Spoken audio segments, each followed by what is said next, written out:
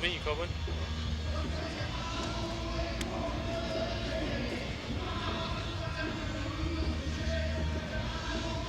Okay, we are here with Nick Franklin, who will be performing some freestyle stunts today for you guys.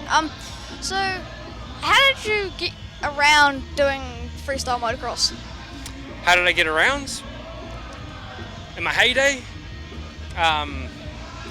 Yeah, I mean, I went around the world, so that's pretty cool. I think I rode in like 70 or 80 different countries.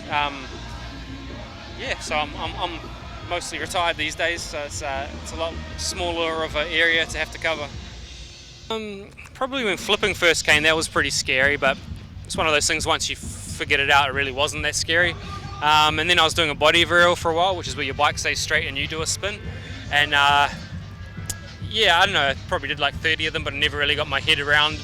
It never got easy, so that was always scary, especially when you fly all the way to Germany to do them and you're doing it onto a wooden landing or metal landing. And you're not super confident in it. It just, yeah, that brings a little bit of fear.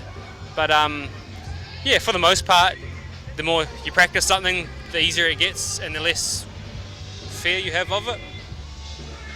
So, what made you choose KTM for your freestyle bike? KTM, man, they're just like a really well put together piece of machinery. And KTM is the last manufacturer who still works on their two-stroke. So this is a two-stroke motorcycle, and a few other manufacturers still produce them, but they don't do any new work on them. It's just the same bike for the last 20 years.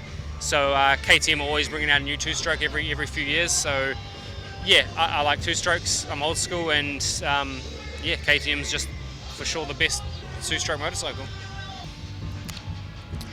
Yeah, like in terms of injuries, like when you're riding at a professional level, it's more like the length of time that you're going to be off riding is like, to me, how I'd see how bad an injury was. So you can like break your femur, and that's 6 months off, and that's not really fun.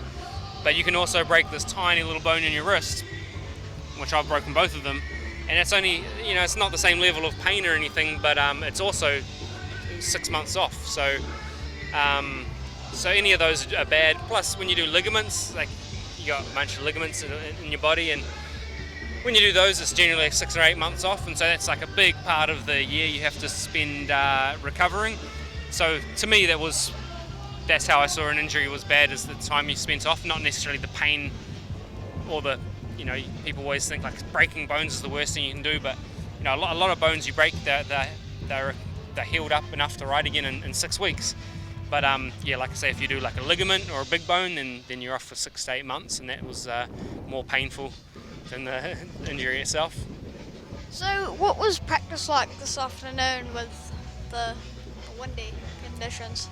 Oh yeah, I didn't really put too much effort in this afternoon, just wait for the show. But yeah, you know, hopefully when we get to the show, the wind will be on our side. Hopefully, if not, we just, you know, it's like anything, you do what you can. What tricks can we expect that will be pulled out from you tonight? Oh, hopefully a backflip or two, some rock solids.